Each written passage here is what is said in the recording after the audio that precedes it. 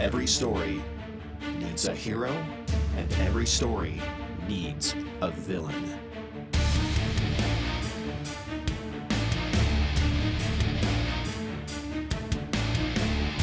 It's time for the first episode of the year 2022. Welcome to Hero and the Villain. My name is Drew. Before we get started with the episode, we are now on YouTube. So if you know how to search for something on YouTube, please find us, hit subscribe. It's going to be a lengthy process building up the following on there, but I will slowly get episodes put up on that page. We have a couple so far. We have the Kane Cressall episode, Dr. Eric Sprankle. The last episode I did, that was a non-interview, is also up there. And this one will go up there. Before I get to it, I feel it's necessary to throw out a little due respect to the three people that exited my life in 2021 via death, unfortunately. And Big Jim, who was an older father figure type, I lost him back in July due to cancer. A lifelong friend, Nathaniel Luke Pinzon. He was taken from us just a little while ago. And my small weightlifting gym buddy friend, Nicole, took her life last year. Those three people were great human beings, all with their own very distinct character and ways that they enjoyed life. It's part of it. You lose people, and the older you get, you start losing people a little bit more often, whether it be due to disease, whether it be due to health complications, whether it be due to taking your own life. So cherish the people that you do have. The people that you do have, it's never easy retaining friends, partners, husbands, wives. Don't lose them over squabbles. Keep them. Work shit out. I'm getting older and I'm starting to realize I only have one person that is around, still on this planet, that I would consider an enemy, that I would consider someone I don't like. And a lot of it has to do with their inability to work on their shit. I haven't talked to that person in years, but I hope to really never talk to that person again. But I don't wish any ill will towards them. I just, there's a few people out there you just don't like. Everybody else, whether I talk to people often or not, I hope that they are well, and I can go quite a while without talking to somebody and still consider them a friend, because there's no reason not to.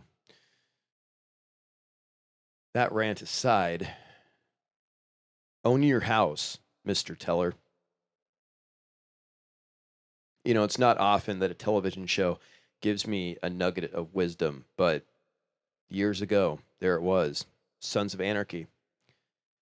The main character of the show, Jax Teller, was watching his whole world just spin and tumble, and the local police chief sat with him and explained her story and her experiences for not taking responsibility for herself, her faults, her lack of attentiveness to the areas in her life that needed it, her relationships, how she went about things.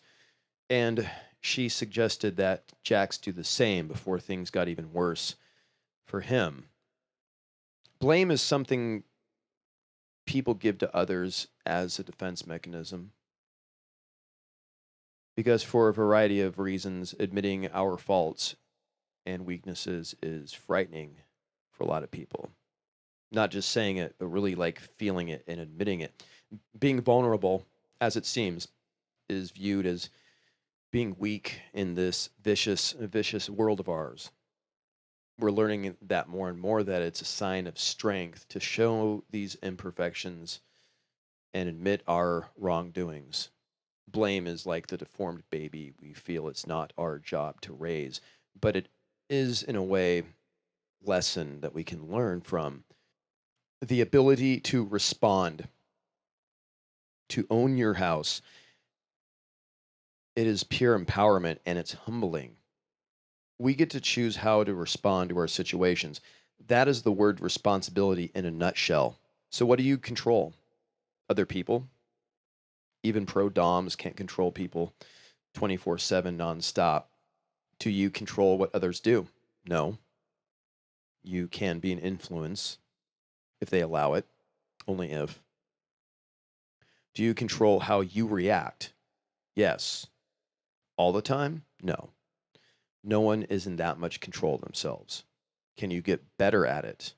Yes. Very much. Very much so. And in a world that's filled with blame, people categorize others into these tidy absolutes of right and wrong, good and bad, throw judgment at them, criticize them, but it distances us from our role in these issues. We also pan our place in the role of solutions and hold ourselves away from working towards a solution.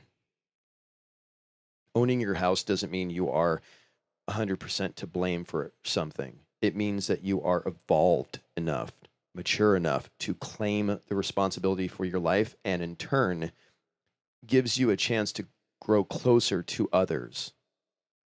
Owning your house is self-awareness. It can show emotional maturity. It is how we can repair our parts of the house to build stronger relations. Blame is the fire that burns it down. Blame, in fact, helps your shadow to go to work.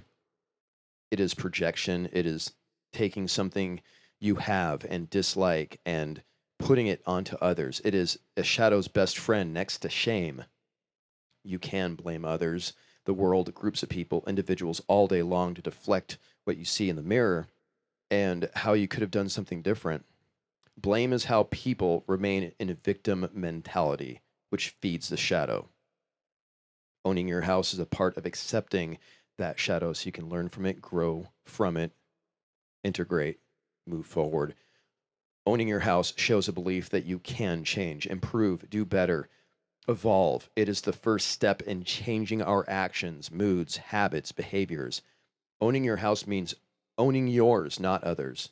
You cannot take responsibility for issues that are not yours, simply put. For things that are not yours to fix, we all have our own house to work on. Trying to own more than your house can leave others the ability to negate the work that needs to be done on their own. It keeps them from taking responsibility for their own house. Doing that can lead to resentment. It takes away from the other party's task of learning how to do the work. Blaming others is like leaving work early, hoping that your coworkers will finish your unfinished assignments, and then you getting mad at them when the boss scolds you.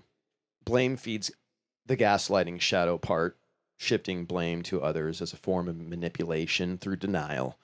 Owning your house throws water on it. It puts things into reality. It gives you clear cataracts on the actual situation and your part in it. It allows you to see both sides of things, to see situations outside yourself, to understand your part. Newsflash, I've been somewhere between a scattered mess of mild depression and attempting to discard lessons I've learned from a mother that was emotionally abused by a narcissistic stepfather and stumbling horribly while I try to do the work. That is me owning my house. And the more self-aware I become, the more I uncover, and half the time I'm either happy to see it, to work on it, or I'm equally freaked out at these parts. That's a part of owning your house too. It's recognizing these things. It's often said that those with the most problems give the best advice. I think it's part ego because we think we're a halfway solved hot mess and we know what is and what isn't. But really, we're just aware how much those problems can wreck parts of your life, and we don't want others to make the same mistakes. Coaching's allowed me to see what people aren't willing to take responsibility for a lot better, and what excuses they can concoct to avoid fixing them or to do the necessary work. But it's also allowed me to see what happens when people admit their issues, to do the work, to own their house. And it is pretty amazing what some have done with the bravery in order to evolve and progress. You will never be error free. I know I won't be.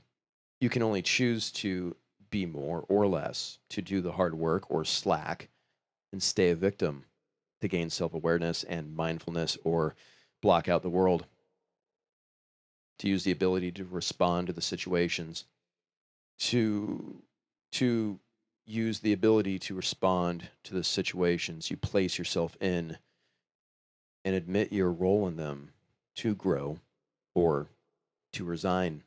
You can choose blame, or you can choose to own your house.